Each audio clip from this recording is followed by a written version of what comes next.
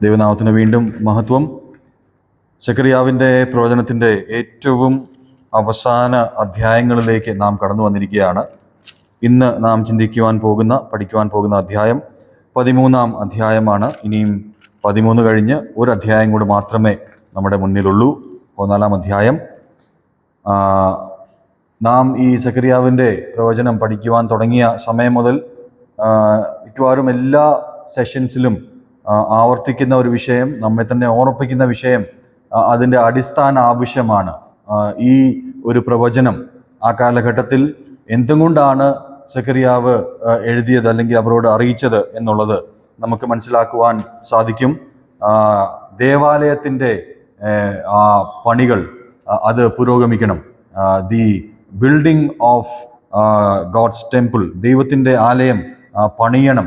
അവിടെ പണിയാതെ കിടക്കുന്ന ഒരവസ്ഥയിൽ മാറ്റമുണ്ടാകണം. അതിനുവേണ്ടിയാണ് അവരെ പ്രചോദനം നൽകുവാൻ വേണ്ടിയാണ് ഈ ദർശനങ്ങളും ഈ പ്രവചനങ്ങളൊക്കെയും അടിസ്ഥാനപരമായിട്ട് രേഖപ്പെടുത്തിയിരിക്കുന്നത്. ആ ഒരു പശ്ചാത്തലം, ബാക്ക്ഗ്രൗണ്ട് എപ്പോഴും നമ്മുടെ മനസ്സിൽ ഓരോ അധ്യായം പഠിക്കുമ്പോഴും ഉണ്ടാകണം.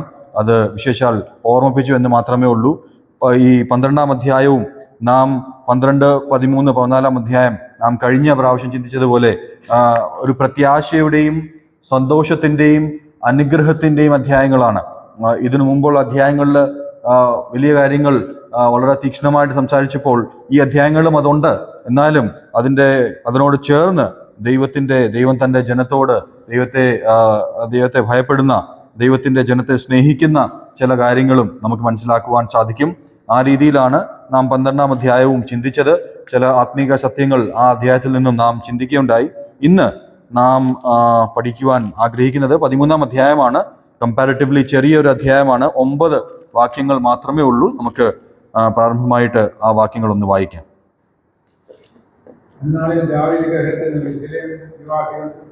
പാപത്തിന്റെയും പരിഹാരത്തിനായി അന്നാളിൽ ഞാൻ ദേശത്തിൽ നിന്ന് വിഗ്രഹങ്ങളുടെ പേരില്ലാതാക്കും. ഇനി അവയെ ഓർക്കുകയില്ല. ഞാൻ പ്രവാചകന്മാരെയും മലിനാത്മാവിനെയും ദേശത്തിൽ നിന്ന് നീക്കിക്കളയുമെന്ന് യഹോവയുടെ ഏർപ്പാട്.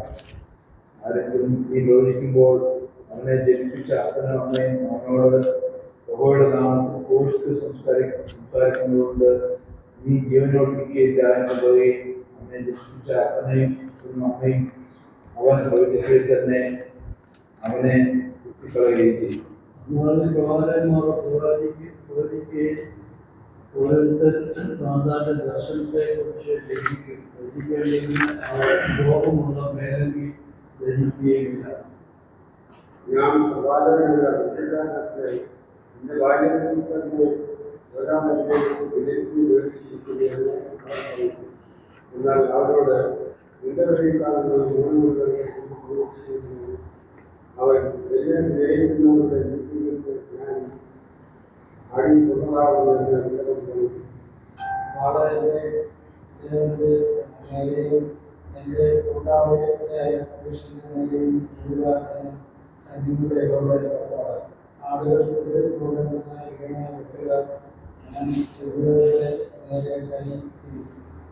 എന്നാൽ സർവദേശത്തിലും 2 വർഷം ഛേദിക്കപ്പെട്ടു പ്രാണനെ വിടും. 1 വർഷം സുരക്ഷിച്ചിരിക്കും എന്ന് യഹോവയുടെ അരുളപ്പാട്.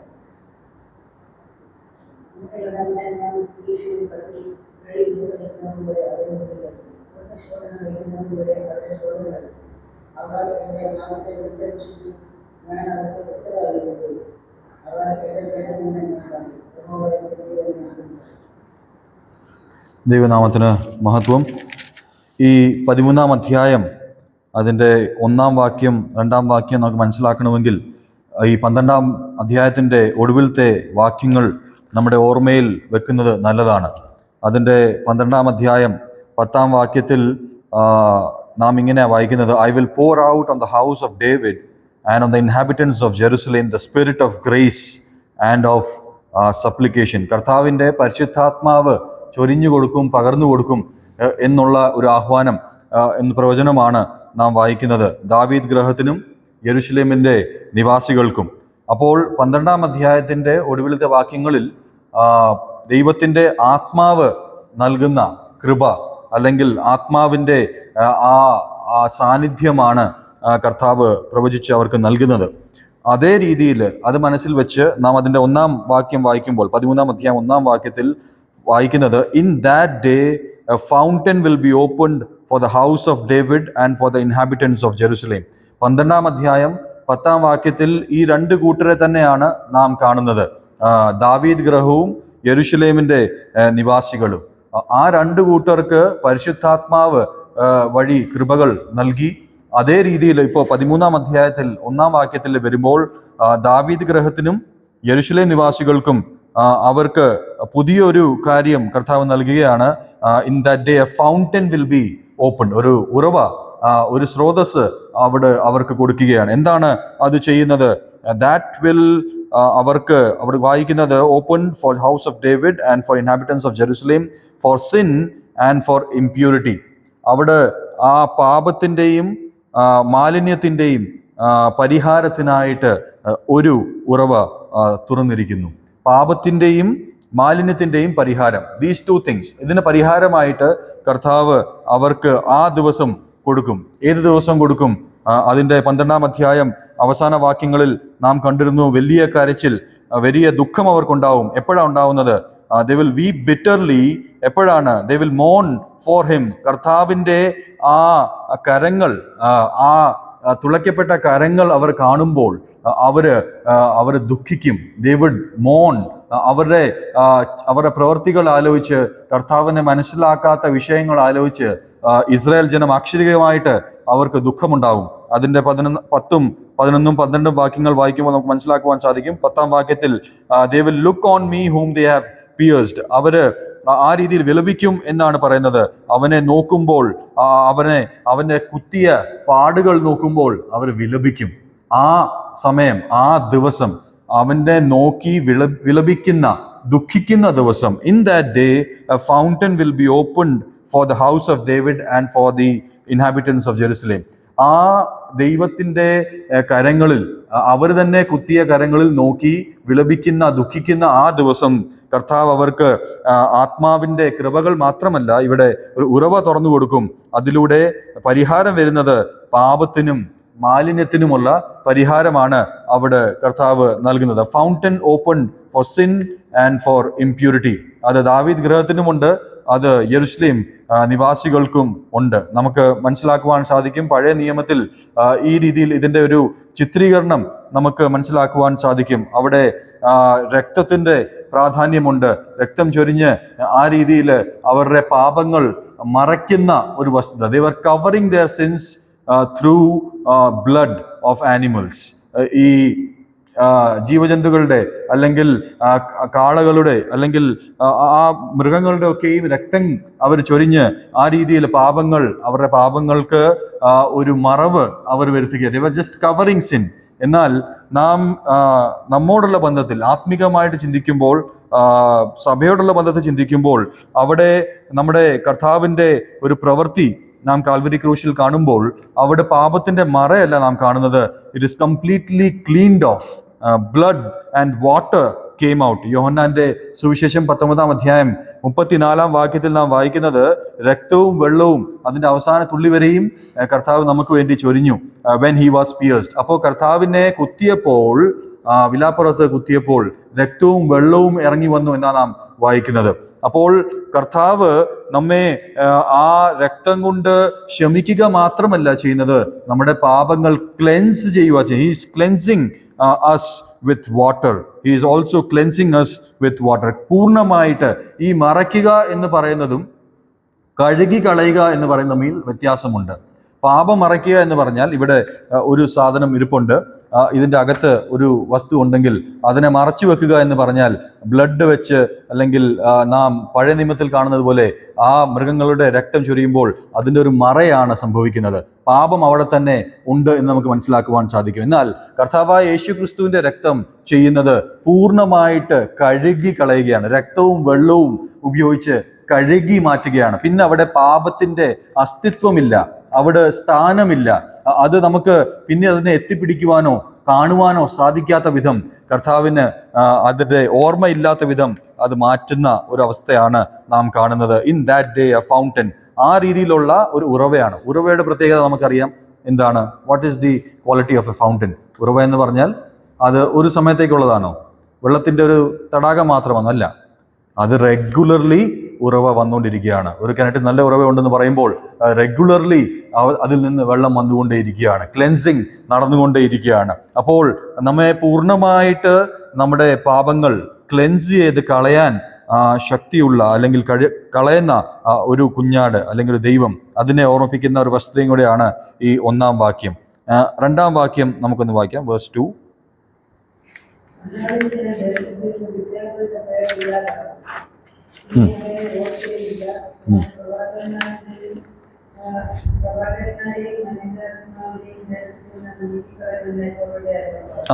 വീണ്ടും അന്നാളിൽ, ഈ വാക്ക് ഞാൻ പറഞ്ഞു 12-ാം അധ്യായത്തിലും 13-ാം അധ്യായത്തിലും 14-ാം അധ്യായത്തിലും റിപ്പീറ്റഡ്ലി യൂസ് ചെയ്യുന്നുണ്ട്.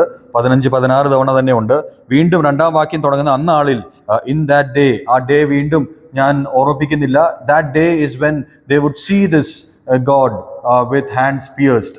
അവനിലേക്ക് നോക്കുമ്പോൾ അന്നാളിൽ സംഭവിക്കുന്ന മറ്റൊരു വിഷയം ഇവിടെ പറയുന്നത്, ഐ വിൽ കട്ട് ഓഫ്, ഞാൻ എടുത്തു കളയും, ഞാൻ നശിപ്പിക്കും. എന്താണ്? 3 കൂട്ടം ആൾക്കാരെ, 3 കൂട്ടം വസ്തുതകളെ ഞാൻ എടുത്തു കളയും. ഇവിടെ നാം വായിക്കുന്നത് I will cut off the names of idols. അവിടെ പറയുന്നത് ഞാൻ ദേശത്ത് നിന്ന് വിഗ്രഹങ്ങളുടെ പേര് ഇല്ലാതാക്കും. ഒന്നാമത്തെ കാര്യം ഇസ്രായേൽ ജനത്തോട് പറയുകയാണ്, അന്നാളിൽ ഞാൻ വിഗ്രഹങ്ങളുടെ പേര് ഇല്ലാതാക്കും.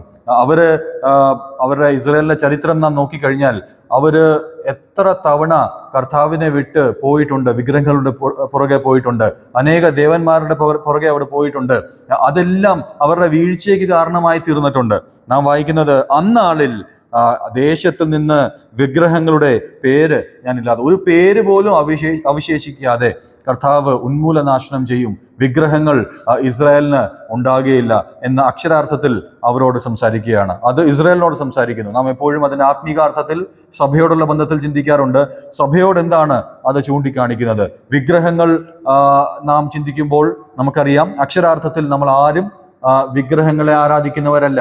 നാം അതൊക്കെയും വിട്ട് ദൈവത്തെ പിൻപറ്റുവാൻ വന്നവരാണ്. എന്നാൽ വിഗ്രഹങ്ങൾ ഈ കാലഘട്ടത്തിൽ അക്ഷരികമായിട്ട് കല്ലും കൊണ്ടോ മണ്ണും കൊണ്ടോ ഉണ്ടാകുന്ന വിഗ്രഹങ്ങൾ മാത്രമല്ല, ഇന്നത്തെ കാലത്തെ ഏറ്റവും വലിയ വിഗ്രഹം മാമോനാണ്, അല്ലെങ്കിൽ മണിയാണ്, പണമാണ്, സമ്പത്താണ്. അതാണ് വിഗ്രഹം എന്ന് നമുക്ക് മനസ്സിലാക്കും. ഇന്ന് ലോകം ഓടുന്നത്, അന്ന് ഇസ്രായേൽ ജനം ഓടിക്കൊണ്ടിരുന്നത്, അല്ലെങ്കിൽ ദൈവത്തെ വിട്ട് മറ്റ് വിഗ്രഹങ്ങളിൽ ആശ്രയിച്ചുകൊണ്ടിരുന്നത്, ഇവിടെ കർത്താവ് പറയുക, അന്നാളിൽ ആ ദേശത്തിൽ നിന്ന് ഞാൻ വിഗ്രഹങ്ങളുടെ പേര് പോലും ഇല്ലാതാക്കും.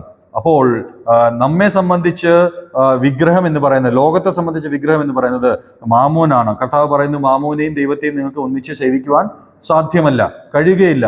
നമ്മോട് തന്നെ നാം ചോദിക്കേണ്ട വിഷയം ഇതാണ്, നമ്മുടെ ജീവിതത്തിലെ വിഗ്രഹം എന്താണ്? What kind of idol do I have in my life? ഞാൻ പണത്തെ സ്നേഹിക്കുന്നുണ്ടോ? പണം മാത്രമല്ല, ഞാൻ പദവിയെ സ്നേഹിക്കുന്നുണ്ടോ? ഞാൻ പ്രതാപത്തെ സ്നേഹിക്കുന്നുണ്ടോ? ഞാൻ ഏതെങ്കിലും സോഷ്യൽ സ്റ്റാറ്റസിനെ സ്നേഹിക്കുന്നുണ്ടോ? കർത്താവ് പറയുന്നു, ഈ വിഗ്രഹങ്ങളെ ഞാൻ അന്നാളിൽ എടുത്തു മാറ്റും, അതിൻ്റെ പേര് പോലും എടുത്തു മാറ്റും. നമ്മെ ഓർപ്പിക്കുന്ന, സഭയെ ഓർപ്പിക്കുന്ന വിഷയം ഇതാണ്, നമുക്ക് ദൈവത്തെയും മാമോനെയും ഒന്നിച്ച് സേവിക്കുവാൻ സാധ്യമല്ല. ആ രീതിയിൽ ഒരു ആത്മീക തലത്തിൽ ഒരു ബാബിലോണിലേക്ക് പോകുവാൻ കർത്താവ് നമ്മെക്കുറിച്ച് ആഗ്രഹിക്കുന്നില്ല. ബാബിലോണിന്റെ അവസ്ഥ നമുക്കറിയാം. ആ രീതിയിൽ അടിമത്വവും അല്ലെങ്കിൽ വഷളതയും ഈ ലോകപരമായിട്ടുള്ള എല്ലാ കാര്യങ്ങളുമുള്ള ഒരു വിഷയമാണ്. ഇസ്രായേൽ ജനം അതെല്ലാം വിട്ട് അവിടുന്ന് കടന്നു വന്നവരാണ്. ദേവാലയം പണിയാൻ വേണ്ടി അവരെ പ്രേരിപ്പിക്കുന്നു. നാം അത് തന്നെ എന്തും ചെയ്തുകൊണ്ടിരിക്കുന്നത്, നാം വിഗ്രഹങ്ങളെയും ഈ ലോകപരമായിട്ടുള്ള സകല കാര്യങ്ങളെയും വിട്ട് അപ്പുറം കടന്നിരിക്കുന്നു. നമുക്ക് ഈ ലോകത്തിലുള്ള കാര്യങ്ങളെ നമ്മുടെ ജീവിതത്തിന് വേണ്ടി ഉപയോഗിക്കുക എന്നല്ലാതെ അതിൽ നാം ആശ്രയം കണ്ടെത്തുവാനോ അതിനെ വിഗ്രഹം എന്ന് വെച്ചാൽ നാം അതിനെ ആരാധിക്കുവാൻ പാടില്ല. ദൈവത്തെക്കാട്ടിലും കൂടുതൽ സ്ഥാനം ഈ വിഗ്രഹങ്ങൾക്ക് കൊടുക്കുവാൻ പാടില്ല. അത്രയേ ഉള്ളൂ. ഇതിനെ ഉപയോഗിക്കുവാൻ നമുക്ക് സാധിക്കും, പണത്തെ ഉപയോഗിക്കുവാൻ സാധിക്കും, നമുക്ക് ഏതെങ്കിലും ഒരു പദവി നൽകിയിട്ടുണ്ടെങ്കിൽ അത് ദൈവത്തിനായിട്ട് ഉപയോഗിക്കുവാൻ സാധിക്കും, നമുക്ക് ഒരു പ്രത്യേക സാഹചര്യം കർത്താവ് ഒരുക്കിയിട്ടുണ്ടെങ്കിൽ കർത്താവിന് വേണ്ടി അത് ഉപയോഗിക്കുവാൻ സാധിക്കും. അത് നല്ലതാണ്, അതിന് യാതൊരു തെറ്റുമില്ല. എന്നാൽ തെറ്റ് വരുന്നത് കർത്താവ് നശിപ്പിക്കും എന്ന് പറയുന്ന വിഷയം, പേര് പോലും ഇല്ലാതാക്കും എന്ന് പറയുന്നത് വിഗ്രഹങ്ങളെയാണ്. കർത്താവിന് പ്രാധാന്യം കൊടുക്കാതെ മറ്റേതെങ്കിലും വിഷയങ്ങൾക്ക് നമ്മുടെ ജീവിതത്തിൽ ഒന്നാം സ്ഥാനമുണ്ടെങ്കിൽ, കർത്താവിനെക്കാട്ടിലും മുകളിൽ സ്ഥാനമുണ്ടെങ്കിൽ അത് വിഗ്രഹമാണ്. അതില്ലാതാക്കുവാനാണ് കർത്താവ് ആഗ്രഹിക്കുന്നത്. അന്ന് ഇസ്രായേൽ ജനത്തിന്റെ സംബന്ധിച്ച് അക്ഷരികമായിട്ട് തടിയും കല്ലും ഒക്കെ ഉപയോഗിച്ച് വിഗ്രഹങ്ങളെ അവർ പണിഞ്ഞു, അതിനെ അവർ ആരാധിച്ചു. അതെല്ലാം ഇല്ലാതാകും എന്ന് പറയുന്നത്. രണ്ടാമത്തെ കാര്യം പറയുന്നത്, അവർ പറയുന്നത് they will no longer be remembered, I will also remove the prophets. അവരുടെ മധ്യത്തിൽ പ്രവാചകന്മാരെ, ഇവിടെ പ്രവാചകന്മാർ എന്ന് വെച്ചാൽ കള്ളപ്രവാചകന്മാരെയാണ് ഉദ്ദേശിക്കുന്നത്. കള്ളം പറയുന്നത്, വ്യാജം പറയുന്ന, അവരെ തെറ്റിദ്ധരിപ്പിക്കുന്ന അനേക പ്രവാചകന്മാരുണ്ടായിരുന്നു ഇസ്രായേൽ ജനത്തോടുള്ള ബന്ധത്തിൽ. നല്ല ദൈവത്തിന്റെ വചനം അക്ഷരികമായിട്ട് ദൈവത്തിൽ നിന്ന് പ്രാപിച്ച് പറയുന്നവരുണ്ട്. അത് സെക്കറിയ പ്രവാചകനും നാം പ്രവാചകന്മാരുടെ പുസ്തകം അല്ലെങ്കിൽ പ്രവചനങ്ങൾ വായിക്കുമ്പോൾ മനസ്സിലാക്കുവാൻ സാധിക്കും. അവരൊക്കെയും നല്ല പ്രവാചകന്മാരാണ്. ദൈവത്തിന്റെ അരുളപ്പാട് യാതൊരു കളർപ്പും ഇല്ലാതെ, യാതൊരു വ്യത്യാസവും ഇല്ലാതെ അതേപടി അതേ മാതൃകയിൽ പങ്കുവെക്കുന്ന ആൾക്കാർ. അതിന്റെ ബുദ്ധിമുട്ടും അവർ അനുഭവിച്ചിട്ടുണ്ട്, നമുക്ക് മനസ്സിലാക്കുവാൻ സാധിക്കും. ഈ സെക്കറിയാവ് തന്നെ കൊല്ലപ്പെട്ടത് നമുക്ക് മനസ്സിലാക്കുവാൻ സാധിക്കും. എന്നാൽ ഇവിടെ ഇസ്രായേൽ ജനത്തിന്റെ മധ്യത്തിൽ അനേക കള്ളപ്രവാചകന്മാർ ഉണ്ടായിരുന്നു. ദൈവത്തിങ്കൽ നിന്ന് അരുളപ്പാട് ലഭിച്ചു എന്ന് വിധേയനെ അവർ പറഞ്ഞ് മറ്റു കാര്യങ്ങളിലാണ് അവർ പ്രവചിച്ചുകൊണ്ടിരുന്നത്. അവർക്കെതിരെ കർത്താവ് പറയുന്നത് അവരും ഇല്ലാതെയാകും, അവരെയും ഞാൻ ഇവിടെ നിന്ന് മാറ്റിക്കളയും, നാശം ചെയ്യും എന്നാണ് പറയുന്നത്. അതോടൊപ്പം അൺക്ലീൻ സ്പിരിറ്റ്, മലിനാത്മാക്കളെയും ഞാൻ മാറ്റിക്കളയും. തെറ്റായ ആത്മാവിൽ പ്രവചിക്കുന്നവര്, ചിന്തിക്കുന്നവര്, ആ രീതിയിൽ പറയുന്നവരെയും മാറ്റിക്കളയുമെന്ന് ഇസ്രായേൽ ജനത്തോട് ആക്ഷരികമായി ലിറ്ററലി പറയുകയാണ്. അന്നാളിൽ അത് സംഭവിക്കും. കർത്താവിന്റെ ആ സമയത്ത്, ആ ദിവസത്തിൽ ആ കാര്യങ്ങൾ സംഭവിക്കും. നമ്മോടുള്ള ബന്ധത്തിൽ എന്താണ് ഇത് ഓർമ്മിപ്പിക്കുന്നത്? പുതിയ നിയമവിശ്വാസികൾ, ദൈവത്തെ വിശ്വസിക്കുന്നവർ, സഭയോടുള്ള ബന്ധത്തിൽ എന്താണ് നാം മനസ്സിലാക്കുന്നത്? കള്ളപ്രവാചകന്മാർ എന്ന് പറഞ്ഞാൽ അക്ഷരാർത്ഥത്തിൽ ദൈവം നൽകാത്ത അരുളപ്പാടുകൾ, ദൈവം നൽകാത്ത ചിന്തകൾ, അല്ലെങ്കിൽ കർത്താവിന്റെ സാന്നിധ്യത്തിൽ ഇരുന്ന് ലഭിക്കാത്ത വിഷയങ്ങൾ ജനത്തോട് അറിയിക്കുന്നവർ, അവര് കള്ളപ്രവാചകന്മാരാണ്. അൺക്ലീൻ സ്പിരിറ്റ്സ് എന്ന് പറഞ്ഞാൽ ഡിസീവിങ് സ്പിരിറ്റ്സ് ആണ്. മലിനമാത്മാക്കൾ എന്ന് പറഞ്ഞാൽ അവര് ചതിക്കുന്ന, വഞ്ചിക്കുന്ന ആത്മാക്കൾ. അവര് ദൈവാത്മാവിൽ നിന്ന് പ്രാപിക്കാതെ സ്വന്തം അവര് സൃഷ്ടിക്കുന്ന വിഷയങ്ങളാണ് ജനത്തോട് പങ്കുവെക്കുന്നത്. അത്തരത്തിലുള്ള ആൾക്കാര് തന്നെ നാം നേരത്തെ ആദ്യം പറഞ്ഞ വിഷയത്തോട് അനുബന്ധിച്ച് അവര് സ്വസ്നേഹികളാണ്, അവര് പണത്തെ സ്നേഹിക്കുന്നവരാണ്, മാമോനെ സ്നേഹിക്കുന്നവരാണ്, അവര് തന്നെ വിഗ്രഹാരാധികളാണ്. അതുകൊണ്ട് തന്നെ അവര് പറയുന്ന വിഷയങ്ങൾ, അവര് പ്രവചനമെന്ന് അല്ലെങ്കിൽ ദൈവത്തിന്റെ അരുളപ്പാടെന്ന് പറയുന്ന വിഷയങ്ങൾ, അതിന് യാതൊരു കഴമ്പുമില്ല. ദൈവം കൊടുക്കുന്ന അരുളപ്പാടല്ല. അവരോടുള്ള ബന്ധത്തിൽ ദൈവാത്മാവ് പറയുന്നു, ദേശത്തിൽ നിന്ന് അവരെ നീക്കിക്കളയും. അന്നാളിൽ ദൈവം അത് ചെയ്യുക തന്നെ ചെയ്യും. വളരെ ഭയപ്പെടുത്തുന്ന വിഷയമാണ്. നാം ഇന്ന് ദൈവത്തിന്റെ സഭയായിട്ട് നിൽക്കുമ്പോൾ ദൈവത്തിന്റെ അരുളപ്പാടുകൾ ദൈവം നമുക്ക് ഇന്നും നൽകുവാൻ ആഗ്രഹിക്കുന്നു, നൽകിക്കൊണ്ടിരിക്കുന്നു. എന്നാൽ അങ്ങനെ അല്ലാതെ നമ്മുടെ സ്വയബുദ്ധിയിൽ നിന്നോ നമ്മുടെ എന്തെങ്കിലും പ്രത്യേക താല്പര്യങ്ങൾക്ക് വേണ്ടിയോ നാം ദൈവത്തിന്റെ പേര് ഉപയോഗിച്ച് അത് നടപ്പിലാക്കിയാൽ കർത്താവ് പറയുന്നു അതിനെയും നീക്കം ചെയ്യുക തന്നെ ചെയ്യും എന്നാണ് കർത്താവ് പറയുന്നത്. യാതൊരു വ്യത്യാസവുമില്ല. അതാണ് രണ്ടാം വാക്യത്തിൽ നാം കണ്ടത്. 3 കൂട്ടം ആൾക്കാരെ ഈ രീതിയിൽ പണത്തിന് പ്രാധാന്യം കൊടുക്കുന്നവർ, ഈ തെറ്റായ പ്രവചനങ്ങൾ, മലിനമായിട്ടുള്ള ആത്മാവിൽ സംസാരിക്കുന്നവർ, പ്രവർത്തിക്കുന്നവർ, ഇവരെയൊക്കെ കർത്താവ് പൂർണ്ണമായിട്ടും നീക്കം ചെയ്യും. അതോടൊപ്പം സഭയ്ക്കൊരു ഉത്തരവാദിത്വമുണ്ട്. നാം ഇന്ന് ഈ കാലഘട്ടത്തിൽ ജീവിക്കുമ്പോൾ ഡിസേൺമെന്റ്, ഇതിനെ വിവേചിച്ച് അറിയുവാനുള്ള ഒരു ഉത്തരവാദിത്വം നമുക്കുണ്ട്.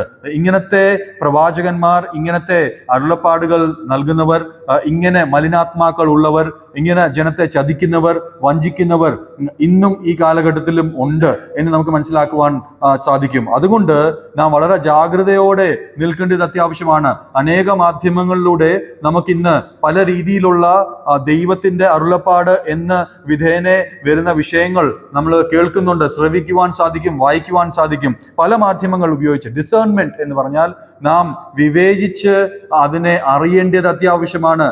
എല്ലാം ദൈവവചനം ആയിരിക്കണം എന്നില്ല.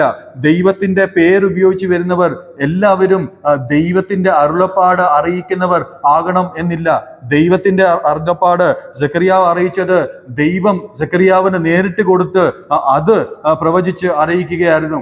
ആ രീതിയിലുള്ളവർ മാത്രമാണ് സത്യസന്ധമായിട്ടുള്ള പ്രവാചകന്മാർ, അല്ലെങ്കിൽ നല്ല ആത്മാവുള്ളവർ. ഇവിടെ മലിനാത്മാക്കൾ അല്ലെങ്കിൽ ഈ കള്ളപ്രവാചകന്മാരെ കുറിച്ച് മനസ്സിലാക്കുന്നത് അവര് തെറ്റായിട്ടുള്ള കാര്യങ്ങളാണ് ജനത്തോട് അല്ലെങ്കിൽ അവരുടെ കാലഘട്ടത്തിലുള്ള ആൾക്കാരോട് അറിയിക്കുന്നത്. ദൈവം പറയുന്നു അന്നാളിൽ അത് അവരെ നീക്കിക്കളയും, അവരെ ഇല്ലാതെയാക്കും എന്നാണ് മനസ്സിലാക്കുന്നത്. 3-ാം വാക്യം മുതൽ അതിൻ്റെ ഏകദേശം 6-ാം വാക്യം വരെ ഈ പ്രവാചകന്മാരെ കുറിച്ചാണ് എടുത്തു പറയുന്നത്. അത് വളരെ ശ്രദ്ധേയമാണ്. അതിന് വളരെ പ്രാധാന്യം ഈ അധ്യായത്തിൽ കൊടുത്തിട്ടുണ്ട്. 3, 4, 5, 6 വാക്യങ്ങളിൽ ഈ പ്രവാചകന്മാർക്ക് എന്ത് സംഭവിക്കുന്നു, അവരെത്രത്തിലുള്ള ആൾക്കാരാണ് വളരെ വിവരിച്ച് ഇവിടെ പ്രവാചകൻ പറയുകയാണ്. അതുകൊണ്ട് തന്നെ നമുക്ക് വളരെ ശ്രദ്ധയോടെ ആയിരിക്കേണ്ടത് അത്യാവശ്യമാണ്. അന്നാളിൽ ഇവരെല്ലാം നീക്കിക്കളയും, എന്നാൽ ഇന്ന് ഈ നാളിൽ ഇവരെല്ലാം ഉണ്ട്. നാം വിവേചിച്ച് ആ കാര്യങ്ങൾ ശ്രദ്ധയോടെ ആയിരിക്കേണ്ടത് അത്യാവശ്യമാണ്. അതിൻ്റെ 3 തൊട്ട് 6 വരെയുള്ള വാക്യങ്ങൾ ഒരിക്കൽ കൂടെ വായിക്കാം, അതിനെക്കുറിച്ച് ചിന്തിക്കാം. അവനെ ജനിപ്പിച്ച അപ്പനും അമ്മയും അവരോട് യഹോവയുടെ നാമത്തിൽ ഓർത്ത് സംസാരിക്കുന്നത് കൊണ്ട് നീ ജീവനോടിരിക്കുകയില്ല എന്ന് പറയുകയും അവനെ ജനിപ്പിച്ച അപ്പനും അമ്മയും അവൻ പ്രവർത്തിക്കുകയും തന്നെ അവനെ കുത്തിക്കളയുകയും ചെയ്യും. മതി, നമുക്ക് ഈ 3-ാം വാക്യം ആദ്യം ഒന്ന് ചിന്തിക്കാം. ഈ 2-ാം വാക്യത്തിൽ നാം മനസ്സിലാക്കിയല്ലോ, ഈ പ്രവാചകന്മാരെ, ഇത്തരത്തിലുള്ള കള്ളപ്രവാചകന്മാരെ, മലിനാത്മാക്കളെ ദൈവം നീക്കം ചെയ്യും. ആ കാര്യത്തിൽ യാതൊരു സംശയവുമില്ല. ആ സമയം അടുത്തു കഴിയുമ്പോൾ ഇവരുടെ അവസ്ഥ ഇതാണ്. ഇഫ് എനിവൺ സ്റ്റിൽ പ്രൊഫസൈസ്, ഈ കാര്യങ്ങൾ അറിഞ്ഞിട്ട് അത് സമയം അടുത്ത് ഈ കാര്യങ്ങൾ വീണ്ടും പ്രവചിക്കുമ്പോൾ അവർക്ക് സംഭവിക്കുന്നത്, അവരെ ജനിപ്പിച്ച അപ്പനും അമ്മയും തന്നെ അവരെ കുത്തി നശിപ്പിക്കും, ഇല്ലാതെയാക്കും, കൊന്നുകളയും എന്നാണ് നാം മനസ്സിലാക്കുന്നത്. അവരുടെ ഒരു ഫെയ്റ്റ് ഇതാണ്, അവരുടെ അന്ത്യം ഇങ്ങനെയാണ് സംഭവിക്കുവാൻ പോകുന്നത്. അവിടെ ജനിപ്പിച്ച അപ്പനും അമ്മയും തന്നെ അവരെ കുത്തി ഇല്ലാതെയാക്കും. അതായിരിക്കും ഇത്തരത്തിലുള്ള പ്രവാചകന്മാരുടെ, ഇത്തരത്തിലുള്ള കള്ളന്മാരുടെ അവസ്ഥ എന്നുള്ളത് നമുക്ക് മനസ്സിലാക്കുവാൻ സാധിക്കും. അവരുടെ സ്വന്തം മക്കൾ അല്ലെങ്കിൽ സ്വന്തം കുഞ്ഞാണെന്ന് പോലും ചിന്തിക്കാതെ അവർ ഇത്തരത്തിലുള്ള ആൾക്കാരെ നശിപ്പിക്കും. വെൻ ഡിസെപ്ഷൻ ഇസ് എക്സ്പോസ്ഡ്, ഇത് വെളിപ്പെട്ട് കഴിയുമ്പോൾ, ഇത്തരത്തിലുള്ള കള്ളന്മാര് പുറത്തേക്ക് വന്നു കഴിയുമ്പോൾ, കള്ളപ്രവാചകന്മാരെ ദൈവം വെളിപ്പെടുത്തി കഴിയുമ്പോൾ, അന്നാളിൽ ഈ കാര്യങ്ങളൊക്കെയും സംഭവിക്കും എന്നാണ് നമുക്ക് മനസ്സിലാക്കുവാൻ സാധിക്കുന്നത്. 4-ാം വാക്യം വായിക്കാം.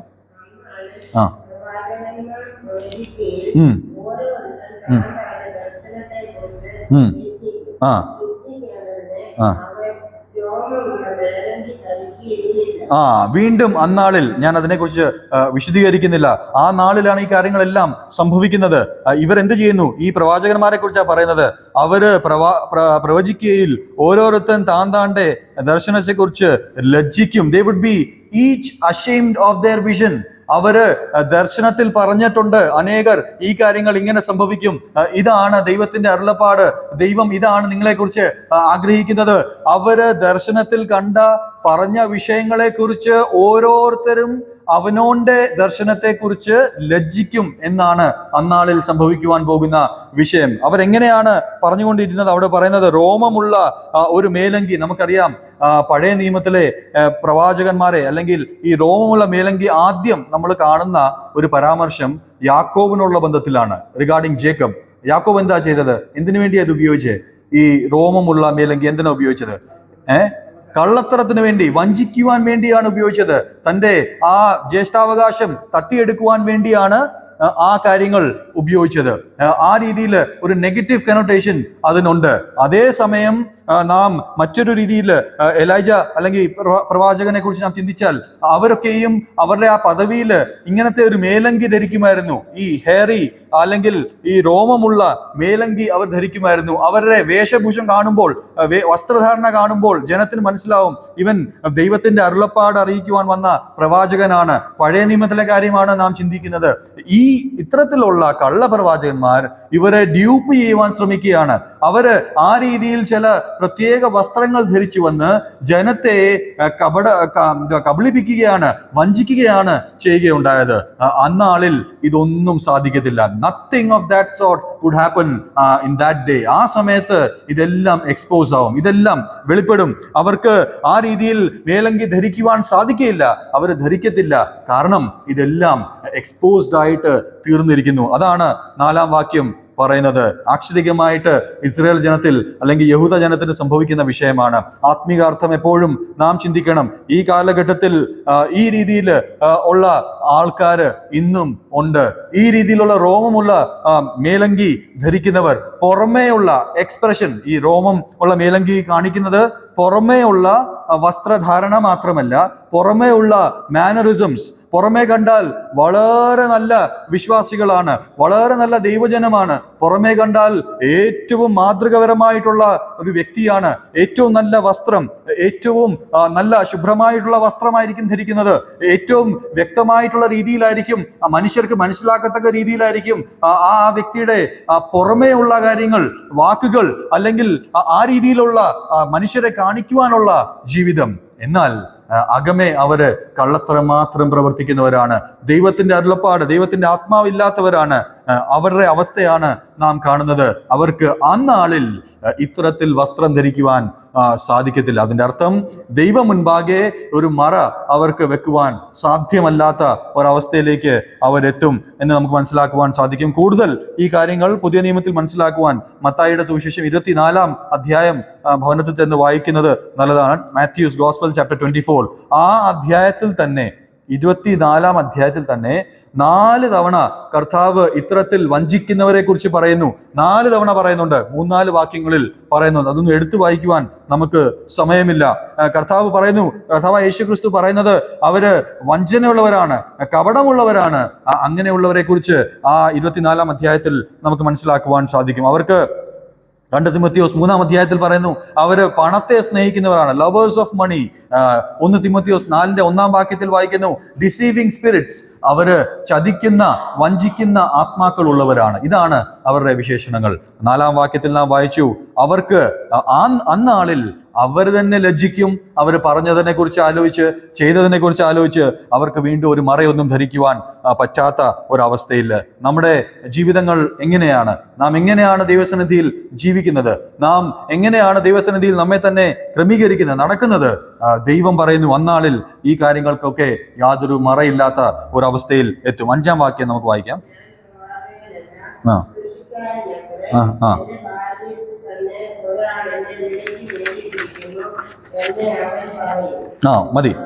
മതി. 7-ാം വാക്യത്തിൽ വായിക്കുന്നത്, ഈ പ്രവാചകൻ, ഇത്തരത്തിലുള്ള ഒരു കള്ളപ്രവാചകൻ ഇവിടത്തെ തന്നെ ഈ വെളിപ്പെട്ട് കഴിഞ്ഞപ്പോൾ, എക്സ്പോസ് ആയി കഴിഞ്ഞിട്ട് ദൈവം മുൻപാകെ സകലതും ഓപ്പൺ ആയിട്ട് തുറന്ന പുസ്തകമായി തീർന്നു കഴിയുമ്പോൾ താൻ പറയുന്നത് ഇങ്ങനെയാണ്, ഞാൻ ആരല്ല, പ്രവാചകൻ അല്ല. അവൻ തന്നെ പറയും. ആദ്യം 4-ാം വാക്യത്തിൽ നാം വായിച്ചു, എൻ്റെ ദർശനത്തെക്കുറിച്ച് അവൻ തന്നെ ലജിക്കും. തൻ്റെ ദർശനങ്ങളെക്കുറിച്ച്, വാക്കുകളെക്കുറിച്ച് അവൻ തന്നെ ലജിക്കും. 5-ാം വാക്യത്തിൽ പറയുന്നു, ഞാൻ പ്രവാചകനല്ല എന്നുള്ള സത്യം അവൻ തന്നെ വിളിച്ചു പറയും. മാത്രമല്ല, ഞാൻ ആരാണ്? ഞാൻ കൃഷിക്കാരൻ അത്രേ. എൻ്റെ ബാല്യത്തിൽ തന്നെ ഒരാൾ എന്നെ വിലയ്ക്ക് മേടിച്ചിരിക്കുന്നു. അപ്പോൾ ഈ കാര്യങ്ങൾ താൻ പറയുകയാണ്. രക്ഷപ്പെടുവാൻ വേണ്ടി ചില സത്യങ്ങൾ ആ രീതിയിൽ വിളിച്ചു പറയുകയാണ്. ദൈവത്തിന്റെ ഒരു ന്യായവിധിയുടെ, ദൈവം ഓപ്പൺ ആയിട്ട് എല്ലാം വെളിപ്പെടുത്തുമ്പോൾ സംഭവിക്കുന്ന വിഷയമാണ് നാം ഇവിടെ വായിച്ച് കേട്ടത്. ഞാൻ പ്രവാചകനല്ല എന്ന് അക്ഷരാർത്ഥത്തിൽ യഹൂദ ജനത്തിന്റെ മധ്യേ ഈ കാര്യങ്ങൾ അന്നാളിൽ സംഭവിക്കും. ആത്മീകാർത്ഥം എന്താണ്? ആത്മീകാർത്ഥം ഇത്തരത്തിലുള്ള ആൾക്കാര് അന്നാളിൽ അവർക്ക് സംഭവിക്കുന്നത്, അവര് പൂർണ്ണമായിട്ട് ദൈവസന്നിധിയിൽ തുറന്നു നിൽക്കുമ്പോൾ നമുക്ക് മനസ്സിലാക്കുവാൻ സാധിക്കുന്നത്, അവൻ പറയുന്നത് ഞാൻ കൃഷിക്കാരനാണ്. അവരവരുടെ പ്രൊഫഷൻ, ഇത്തരത്തിലുള്ള ആൾക്കാര് ദൈവത്തെ അറിഞ്ഞു വരുന്നത്, ദൈവത്തെ സേവിക്കുന്നു എന്ന് പറയുന്നത് ഈ കാലത്തിൽ നാം മനസ്സിലാക്കേണ്ട വിഷയം, നമുക്ക് ജഡ്ജ് ചെയ്യാൻ പറ്റുന്ന, വിവേചിച്ചറിയാൻ പറ്റുന്ന വിഷയം എന്ന് വെച്ച് കഴിഞ്ഞാൽ, ഇത്തരത്തിലുള്ള ആൾക്കാര് അവരുടെ സ്വന്തം പ്രൊഫഷൻസ്, അവര് കൃഷിക്കാരായിക്കോട്ടെ, അവര് ഏതെങ്കിലും സെക്യുലർ വർക്ക് ആയിക്കോട്ടെ, അതിലൊന്നും വലിയ കഴമ്പില്ല, വലിയ കാര്യമില്ല, വലിയ പണം ഉണ്ടാക്കുവാൻ സാധ്യമല്ല, വലിയ സാധ്യതകളില്ല എന്ന് മനസ്സിലാക്കി അവര് ദൈവത്തിന്റെ അരുളപ്പാട് അറിയിക്കുവാൻ വരുന്നവരാണ്. അതുകൊണ്ടാണ് അവരെ കള്ളപ്രവാചകനായിട്ട് തീരുന്നത്. അവര് ദൈവത്തിന്റെ പുറകെ നടക്കുന്നത്, ദൈവത്തിന്റെ വേലകൾ ചെയ്യുന്നത്, അവർക്ക് മറ്റൊരു വഴിയും ഇല്ലാത്തത് കൊണ്ട് ദൈവവേലയ്ക്ക് പോകുന്നവർ, അല്ലെങ്കിൽ അവരുടെ ജോലി അവര് ചെയ്തേനെ, അവർക്ക് ജോലിയിൽ സാധ്യതകൾ ഇല്ലാത്തത് കൊണ്ട് എന്ത് ചെയ്യുന്നു? അവര് ദൈവത്തിന്റെ മാർഗത്തിലേക്ക് പോകുന്നു, ദൈവത്തിന് വേണ്ടി പ്രവർത്തിക്കുന്നു. അങ്ങനെ ആത്മാർത്ഥത ഇല്ലാത്ത ഒരു കൂട്ടത്തെ കുറിച്ചാണ് പറയുന്നത്. ഞാൻ പ്രവാചകനല്ല. അവരുടെ വായ കൊണ്ട് അവർ തന്നെ ഏറ്റുപറയുന്ന വിഷയമാണ്, I am not a prophet. ഞാൻ ദൈവത്തിന്റെ പ്രവാചകൻ. ആരാണ്? ദൈവത്തിന്റെ അരുളപ്പാട് അറിയിക്കുന്നവൻ. ദൈവത്തിങ്കൽ നിന്ന് എനിക്ക് യാതൊരു അരുളപ്പാടും ലഭിച്ചിരുന്നില്ല. ഞാൻ പറഞ്ഞതെല്ലാം ഭോഷ്കാണ്. ഞാൻ വെറും ഒരു കർഷകനാണ്, അല്ലെങ്കിൽ ഞാൻ ഈ പണി ചെയ്യുന്നവനാണ്, ഇതാണ് എൻ്റെ അസ്തിത്വം, ഞാൻ ദൈവത്തിന്റെ പ്രവാചകനല്ല. അത്തരത്തിലുള്ള ആൾക്കാർ ഈ കാലഘട്ടത്തിലും ഉണ്ട് എന്ന് നമുക്ക് മനസ്സിലാക്കുവാൻ സാധിക്കും. എന്നാൽ അന്നാളിൽ ഇവരെ എല്ലാം കർത്താവ് വെളിപ്പെടുത്തും എന്നാണ് നമുക്ക് മനസ്സിലാക്കുവാൻ സാധിക്കുന്നത്. അതിന്റെ 6-ാം വാക്യം കൂടെ വായിക്കാം.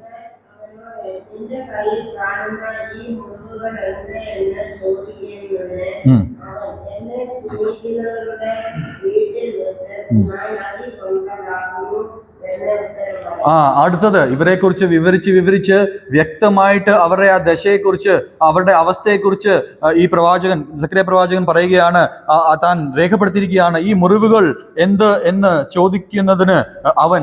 അപ്പോൾ ഈ കള്ളപ്രവാചകന്റെ ശരീരത്തിൽ കുറച്ച് മുറിവുകൾ, അതിന്റെ പാടുകളൊക്കെയും കണ്ടു. അത് എന്ത് എന്ന് ചോദിച്ചു. അപ്പോൾ ആദ്യത്തെ കാര്യം നമുക്ക് മനസ്സിലാക്കുവാൻ സാധിക്കും, ഇവരുടെ ശരീരത്തിൽ ഇവരെ കാണത്തക്ക രീതിയിൽ കുറച്ച് മുറിവുകളൊക്കെ ഇവരാക്കി വെച്ചിട്ടുണ്ട്. കള്ളപ്രവാചകന്മാരാണ്. അവർക്കറിയാം പ്രവാചകന്മാർക്ക് എന്തുണ്ട്? മുറിവുകളുണ്ട്. അവർക്കറിയാം പ്രവാചകനായി കഴിഞ്ഞാൽ ദൈവത്തിന്റെ അരുളപ്പാട് അറിയിക്കുമ്പോൾ എന്ത് സംഭവിക്കും? പ്രതികൂല സാഹചര്യങ്ങൾ വരും. അതുകൊണ്ട് ജനത്തെ വിശ്വസിപ്പിക്കുവാൻ അവർ തന്നെ എന്ത് ചെയ്യും? ചില മുറിവുകൾ സൃഷ്ടിക്കുകയും ആ രീതിയിൽ കാണത്തക്ക രീതിയിൽ അത് കാണിക്കുകയും ചെയ്യും. അത്തരത്തിലുള്ള അവസ്ഥയാണ്. അതുകൊണ്ട് ഇവിടെ പ്രവചനാത്മാവിൽ സക്കറിയാവ് രേഖപ്പെടുത്തിയിരിക്കുന്ന ഇതാണ്. ഇതിന്റെ മുറിവുകൾ കണ്ടിട്ട് ഇതെന്ത് എന്ന് ചോദിക്കുന്നു. അവൻ പറയുന്ന ഒരു വാക്ക് ഇങ്ങനെയാണ്, എൻ്റെ സ്നേഹിതൻ തന്നെ എൻ്റെ വീട്ടിൽ വെച്ച് എനിക്ക് സംഭവിച്ചതാണ്. അവർക്ക് അവരുടേതായിട്ടുള്ള കയ്യിലിരിപ്പ് കാരണമോ, അവരുടേതായിട്ടുള്ള വ്യക്തിപരമായിട്ടുള്ള കാരണമോ, അവരുടെ സമമായിട്ടുള്ള കൂട്ടുകാർ അവരെ തന്നെ ഉപദ്രവിച്ച കാരണമോ സംഭവിച്ച മുറിവുകളാണ്. കർത്താവിന് വേണ്ടിയോ ദൈവത്തിന്റെ അരുളപ്പാട് അറിയിച്ചിട്ടോ ദൈവത്തിന്റെ പ്രവചനങ്ങൾ അറിയിച്ചിട്ടോ അല്ല ഈ മുറിവുകൾ ഉണ്ടായത്. മറിച്ച് അവര് ജനത്തെ കപടമായിട്ട് വഞ്ചിക്കുവാൻ വേണ്ടി അവര് സൃഷ്ടിച്ച അല്ലെങ്കിൽ കാഴ്ചവെച്ച മുറിവുകൾ ആണ് നാം ഇവിടെ കാണുന്നത്. ദൈവത്തിന് വേണ്ടിയല്ല, അവന്റെ സ്നേഹിതന്റെ കൂട്ടത്തിൽ തന്നെ ഉണ്ടായ മുറിവുകൾ. ചുറ്റുമുള്ളവർ, അവരുടെ കൂട്ടത്തിലുള്ളവർ തന്നെ അവരെ ഉപദ്രവിച്ച് ഉണ്ടാക്കിയ മുറിവുകൾ, അവന്റെ ജീവിതത്തിൽ സ്വയമേ അവന്റെ ഉണ്ടായ മുറിവുകളാണ് നാം കാണുന്നത്. എന്താണ് ആത്മീകമായിട്ട് നമുക്ക് മനസ്സിലാക്കുവാൻ പറ്റുന്ന വിഷയം? ഇതാണ്. ഇത്തരത്തിലുള്ള ആൾക്കാര് ജനത്തെ നാം മനസ്സിലാക്കിയല്ലോ. ആ മേലങ്കി ധരിച്ചതുപോലെ അവരുടെ ശരീരത്തിൽ, അവരുടെ വാക്കുകളിൽ, അവരുടെ പ്രവർത്തനങ്ങളിൽ, ചിന്തകളിൽ അത്തരത്തിലുള്ള വ്യാജമായിട്ടുള്ള പ്രചരണം അവര് അറിയിക്കും. എനിക്ക് മുറിവുകളുണ്ട്, എനിക്ക് പ്രയാസങ്ങളുണ്ട്, എനിക്ക് ബുദ്ധിമുട്ടുകളുണ്ട്, ഞാൻ ദൈവത്തിന് വേണ്ടിയാണ് ഈ കാര്യങ്ങളൊക്കെയും ചെയ്യുന്നത്, ഞാൻ ദൈവത്തിന് വേണ്ടിയാണ് ഇതെല്ലാം സഹിക്കുന്നത് എന്ന് മാതൃകയിൽ അവർ ആ കാര്യങ്ങൾ വ്യക്തമാക്കും. വ്യക്തമായിട്ട് കാണത്തക്ക മുറിവുകളുണ്ട്. എന്നാൽ ഇവിടെ വായിക്കുന്ന എന്താണ്? Those with which I was wounded in the house of my friends. എൻ്റെ കൂട്ടുകാരുടെ, എൻ്റെ സ്നേഹിതന്മാരുടെ ഭവനത്തിൽ വെച്ച് എനിക്ക് ഉണ്ടായ മുറിവുകളാണ്. അത് ദൈവവുമായിട്ട് യാതൊരു ബന്ധവുമില്ലാത്ത വിഷയമാണ്. അന്നാളിൽ ഈ കാര്യങ്ങളെല്ലാം വെളിപ്പെടും. ഈ 3-4 വാക്യങ്ങളിൽ പ്രവാചകന്മാരെ കുറിച്ച്, കള്ളപ്രവാചകന്മാരെ കുറിച്ച്, ഈ മലിനാത്മാക്കൾ ഉള്ളവരെ കുറിച്ചാണ് ഇത്രയും വിവരിച്ച് എക്സ്പ്ലെയിൻഡ് ആയിട്ട് പറയുന്നത്. അതിന് വളരെ പ്രാധാന്യമുണ്ട്. അതിനെക്കുറിച്ച് വിശദീകരിക്കേണ്ട ആവശ്യമില്ലല്ലോ. നാം മനസ്സിലാക്കേണ്ട വിഷയം, ഈ കാലഘട്ടത്തിലും ആക്ഷരികമായിട്ട് അന്നത്തെ രീതിയിലുള്ള പ്രവാചകന്മാരല്ലായിരിക്കും ഇന്ന്. എന്നാൽ നാം ഈ ലോകത്തിൽ ജീവിക്കുമ്പോൾ, സഭ ഈ ലോകത്തിൽ ഇവിടെ ആക്കി വെച്ചിരിക്കുമ്പോൾ അനേക തരത്തിലുള്ള സന്ദേശങ്ങൾ നാം കേൾക്കും, അനേക തരത്തിലുള്ള മനുഷ്യരെ നാം കണ്ടുമുട്ടും. എന്നാൽ നമുക്ക് വിവേചിച്ചറിയുവാൻ പറ്റുന്ന വിഷയം ഇതാണ്: ഇത്തരത്തിലുള്ള ആൾക്കാർ നാം സൂക്ഷിച്ച് അവരെ വിവേചിച്ചറിയുവാൻ കർത്താവ് നമ്മെ സഹായിക്കട്ടെ. 7-ാം വാക്യം വളരെ പ്രാധാന്യമുള്ള വാക്യമാണ്. 7-ാം വാക്യം നമുക്ക് 7-ാം വാക്യത്തിലേക്ക് പോകുന്നതിന് മുമ്പായിട്ട് ഈ 6-ാം വാക്യത്തിൽ നാം ഇവിടെ കണ്ടു അവൻ്റെ മുറിവുകൾ. ഈ പ്രവാചകൻ മുറിവുകൾ എടുത്തു കാണിക്കുവാൻ വേണ്ടി ചില ശ്രമങ്ങൾ ചെയ്തു, അതാണ് നാം കണ്ടത്. എന്നാൽ യഥാർത്ഥമായിട്ട് നാം ഒന്ന് ചിന്തിച്ചാൽ ദൈവത്തെ സംബന്ധിച്ച്, അല്ലെങ്കിൽ കർത്താവിൻ്റെ രാജ്യത്തെ സംബന്ധിച്ച്, അല്ലെ ഈ രക്ഷയുടെ പ്രവൃത്തിയെ സംബന്ധിച്ച്, അതാണല്ലോ അടിസ്ഥാന വിഷയം.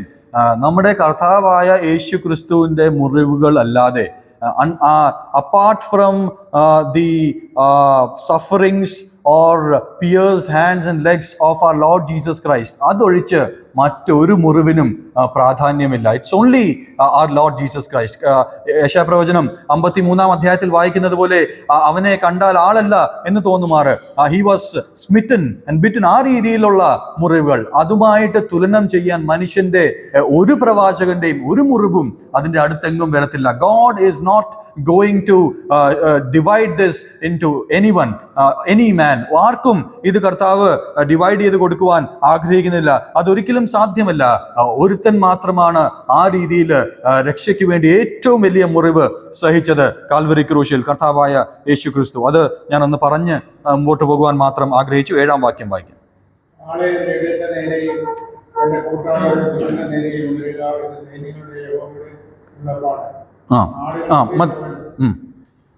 വായിച്ചു. 7-ാം വാക്യത്തിലേക്ക് നാം കടന്നു വരുമ്പോൾ അവിടെ അതിനൊരു മലയാളം ഭാഷയിൽ, ഈ ബൈബിളിൽ ഒരു തലക്കെട്ടുമുണ്ട്. അവിടെ വായിക്കുന്നത് സ്വോർഡ്, ഓ സ്വോർഡ്, വാളെ എൻ്റെ ഇടയന്റെ നേരെയും എൻ്റെ കൂട്ടാളിയായ പുരുഷന്റെ നേരെയും ഉണരുക എന്ന് ഉള്ളൊരു ആഹ്വാനത്തോടെ, ഒരു ആഹ്വാനമാണ്. awake ഓ സ്വോർഡ്. അവിടെ പറയുന്നത് ദൈവത്തിന്റെ ഒരു ന്യായവിധി, പിതാവായ ദൈവത്തിന്റെ ഒരു ന്യായവിധിയെ കുറിച്ചാണ് നാം കാണുന്നത്. അവിടെ വായിക്കുന്നത് my shepherd against the man my associate. അവിടെ നാം ഇടയനെ കുറിച്ച് വായിക്കുന്നു, ഒരു മനുഷ്യനെ കുറിച്ച് വായിക്കുന്നു, അസോസിയേറ്റിനെ കുറിച്ച് വായിക്കുന്നു. മലയാളത്തിൽ ഇടയൻ എന്ന വാക്കുണ്ട്, കൂട്ടാളി എന്ന വാക്കുണ്ട്, പുരുഷൻ എന്ന വാക്കുണ്ട്.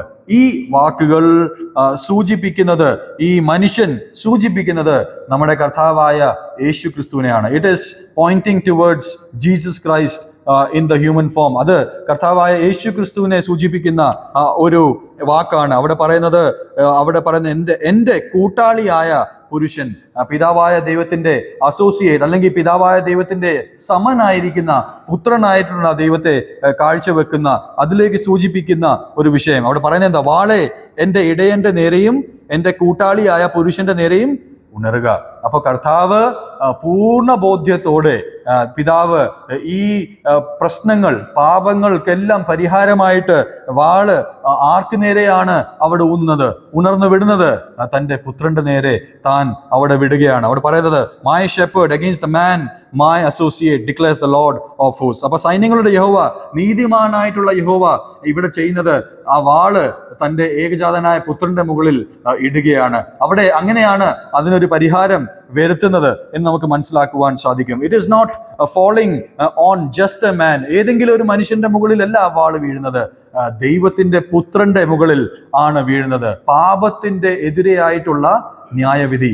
ഈ 6-ാം വാക്യം വരെ നാം വലിയ പാപങ്ങളാണ് കണ്ടുകൊണ്ടിരുന്നത്, അല്ലെങ്കിൽ വായിച്ചുകൊണ്ടിരുന്നത്, മനസ്സിലാക്കിക്കൊണ്ടിരുന്നത്. ഇതിനൊക്കെ ഒരു പരിഹാരം വേണ്ടേ? ഇതിന് ഒരു സമാപ്തി വേണ്ടേ? ആ പരിഹാരമാണ് 7-ാം വാക്യത്തിൽ നാം വായിക്കുന്നത്. നമുക്ക് മനസ്സിലാക്കണം, സക്കറിയ പ്രവചനം കർത്താവായ യേശു ക്രിസ്തു ഈ ലോകത്തിൽ വരുന്ന ഏകദേശം 500 വർഷങ്ങൾക്ക് മുൻപ് പ്രവചിച്ച, അല്ലെങ്കിൽ രേഖപ്പെടുത്തിയ പ്രവചനമാണ്. കർത്താവായ യേശു ക്രിസ്തു വരുവാൻ പോകുന്നു, ഈ പിതാവിന്റെ വാളിന്റെ കീഴിൽ താൻ ആയിരിക്കും, ആ വേദനകൾ, പാപത്തിന്റെ പരിഹാരം, ആ ന്യായവിധി താൻ തന്റെ മേൽ എടുക്കും എന്നുള്ള ഒരു പ്രവചനമാണ് നാം വായിക്കുന്നത്. അതിന്റെ 7-ാം വാക്യത്തിൽ strike the shepherd and the sheep may be scattered. അവിടെ വായിക്കുന്നത് ആടുകൾ ചിതറിപ്പോകും. കാരണം എന്തുവാ? അവരുടെ ഇടയനെ അടിച്ചു കഴിയുമ്പോൾ പിന്നെ ആടുകൾക്ക് അടുത്തു നിൽക്കുവാൻ സാധ്യമല്ല. ആശ്ചര്യമായിട്ട് ചിന്തിച്ചാൽ, നമ്മുടെ കർത്താവായ യേശു ക്രിസ്തുവിനെ അവിടെ ചാട്ടവാറിട്ട് അടിച്ചുകൊണ്ടിരുന്നപ്പോൾ, നമ്മുടെ കർത്താവായ യേശു ക്രിസ്തു പീഡനങ്ങൾ അനുഭവിച്ചുകൊണ്ടിരുന്നപ്പോൾ, ഏറ്റവും ദാരുണമായിട്ടുള്ള അവസ്ഥകളിലൂടെ കടന്നു പോയിക്കൊണ്ടിരുന്നപ്പോൾ എത്ര പേര് ചുറ്റുമുണ്ടായിരുന്നു? എല്ലാവരും ചിതറി പോയി. Every one were scattered. അക്ഷരികമായിട്ട് അത് സംഭവിച്ച വിഷയമാണ്. അത് നമുക്ക് മനസ്സിലാക്കുവാൻ സാധിക്കും. ചിതറിപ്പോകുന്ന അവസ്ഥയാണ്. ആ രീതിയിൽ ചിതറിപ്പോകും എന്ന് പറയുന്നു. നമ്മുടെ പാപത്തിന്റെ പരിഹാരത്തിന് വേണ്ടി, ഈ ലോകത്തിന്റെ പാപപരിഹാരകനായിട്ട് കർത്താവ് ആ രീതിയിൽ തൻ്റെ വാള്, തൻ്റെ അസോസിയേറ്റ്, തൻ്റെ കൂട്ടാളി ആ പുരുഷന്റെ നേരെ നീട്ടുന്ന അല്ലെങ്കിൽ വിടുന്ന, ഉണർത്തിവിടുന്ന ഒരു വസ്തുതയാണ് 7-ാം വാക്യത്തിൽ നാം വായിക്കുന്നത്. വാളെ എൻ്റെ ഇടയന്റെ നേരെ, എൻ്റെ കൂട്ടാളിയായ പുരുഷന്റെ നേരെ ഉണരുക എന്ന് സൈന്യങ്ങളുടെ യഹോവയുടെ അരുളപ്പാട്. ആ രീതിയിലുള്ള ഒരു കാര്യമാണ് നാം ഇവിടെ 7-ാം വാക്യത്തിൽ വായിക്കുന്നത്. വീണ്ടും നമുക്ക് അപ്പോൾ ഈ വാക്യം വായിക്കുമ്പോൾ ഉറപ്പായിട്ടും നമുക്ക് മനസ്സിലാക്കുവാൻ കഴിയുന്ന വിഷയം, കർത്താവായ യേശു ക്രിസ്തു മാത്രമാണ് ഈ രീതിയിൽ പൂർണ്ണമായിട്ടുള്ള മനുഷ്യനും പൂർണ്ണമായിട്ടുള്ള ദൈവവും. കർത്താവിൻ്റെ ദൈവത്വവും മനുഷ്യത്വവും രണ്ടിനെയും എടുത്തു പറയുന്ന ഒരു പഴയ നിയമത്തിന്റെ വാക്യമായിട്ടും നമുക്കിത് മനസ്സിലാക്കുവാൻ സാധിക്കും. അവേക്ക് ഓ സ്വോർഡ് എന്ന് പറയുമ്പോൾ ദ മാൻ മൈ അസോസിയേറ്റ്, ആ പുരുഷനെ കർത്താവ് കാണിക്കുന്നു. സ്വയം ദൈവമായിരുന്ന, ദൈവമകനായിരുന്ന ആ വ്യക്തിയെ അല്ലെങ്കിൽ ആ പുരുഷനിലേക്ക് ശ്രദ്ധയെ തിരിക്കുന്ന ഒരു സൈന്യങ്ങളുടെ യഹോവയുടെ അരുളപ്പാടാണ് നാം അവിടെ വായിക്കുന്നത്. 8ഉം 9ഉം വാക്യം കൂടെ വായിക്കാം. Versus 8 and 9. എന്നാൽ സർവ്വദേശത്തിലും 2/3 ശിക്ഷേദിക്കപ്പെട്ടു പ്രാണനെ വിടും. 3/1 ശിക്ഷേദിച്ചിരിക്കും എന്ന് യഹോവയുടെ അരുളപ്പാട്. 3/1 ഞാൻ തീയിൽ കൂടി കടത്തി വെള്ളി ഊരി കഴിക്കുന്നത് പോലെ അവരെ ഊരിക്കഴിക്കും. പൊന്ന് ശോധന കഴിക്കുന്നത് പോലെ അവരെ ശോധന കഴിക്കും. അവർ എൻ്റെ നാമത്തെ വിളിച്ചപേക്ഷിക്കുകയും ഞാൻ അവർക്ക് ഉത്തരം അരുളുകയും ചെയ്യും.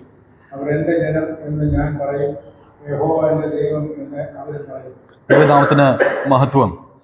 ഈ 2 വാക്യങ്ങൾ വളരെ സന്തോഷം നൽകുന്ന വാക്യങ്ങളാണ്. നമുക്ക് 6-ാം വാക്യം വരെ ആ പാപത്തിന്റെ പ്രശ്നങ്ങളും അത് വെളിപ്പെടുന്ന വിഷയങ്ങളും കണ്ടു.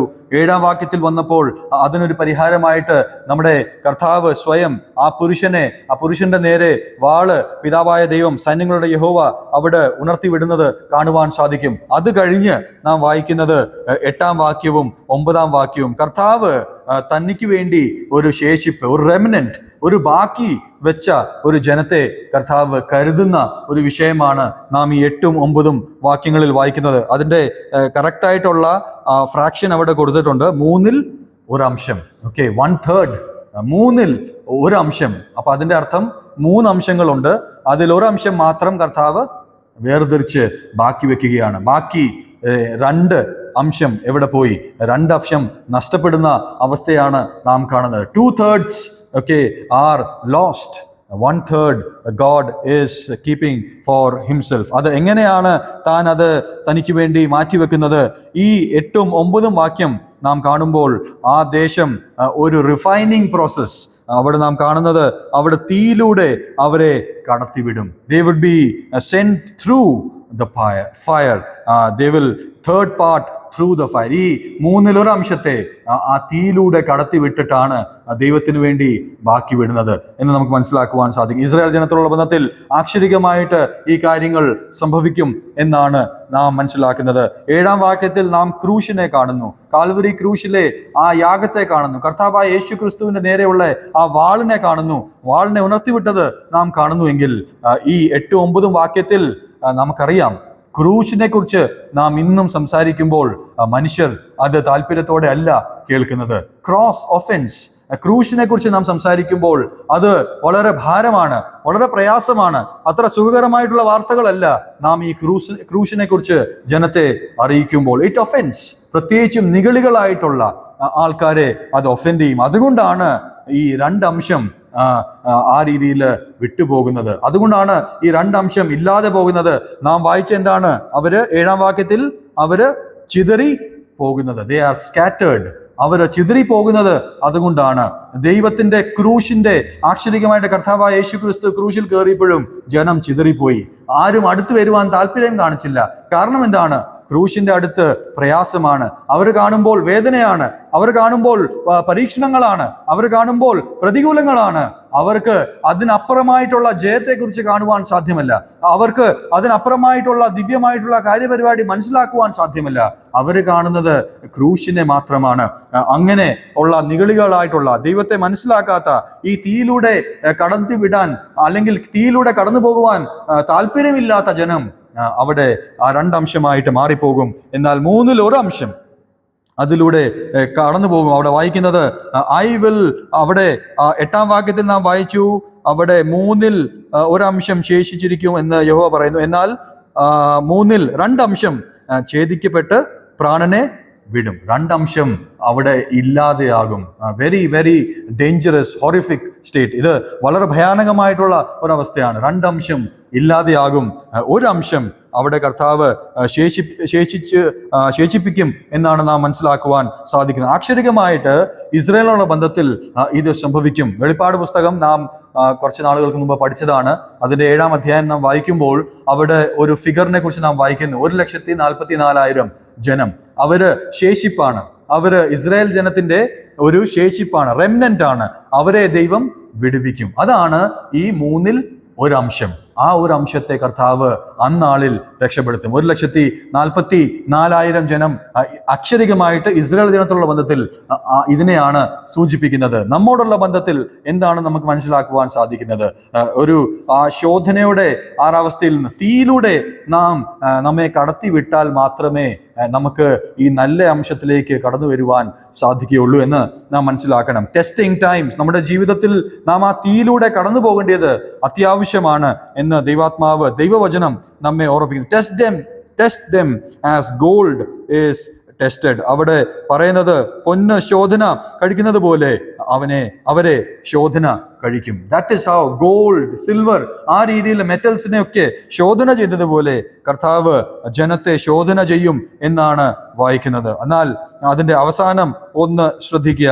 ഇതെല്ലാം കഴിഞ്ഞ്, ശോധനകളെല്ലാം കഴിഞ്ഞ്, കർത്താവിന്റെ റിഫൈനിങ് പ്രോസസ് എല്ലാം കഴിഞ്ഞ്, കർത്താവ് എല്ലാം ക്ലിയർ ആയിട്ട് പുറത്തു വരുത്തുമ്പോൾ 9-ാം വാക്യത്തിന്റെ 2-ാം ഭാഗം ഒന്ന് ശ്രദ്ധിച്ചേ. അവർ എൻ്റെ നാമത്തെ വിളിച്ച് അപേക്ഷിക്കുകയും, അവർ എൻ്റെ നാമത്തെ വിളിച്ച് അപേക്ഷിക്കുകയും. നിങ്ങൾ ഓർത്തു ഉണ്ടായിരിക്കും, നമ്മൾ തുടങ്ങിയത് 2-ാം വാക്യത്തിൽ പറയുന്നത്, അന്നാളിൽ I will cut off the names of the idols. വിഗ്രഹ ആരാധകർ അല്ലെങ്കിൽ അതിൻ്റെ പേരുകളെ ഞാൻ ഇല്ലാതെയാക്കുമെന്ന് കർത്താവ് പറയുന്നു അന്നാളിൽ.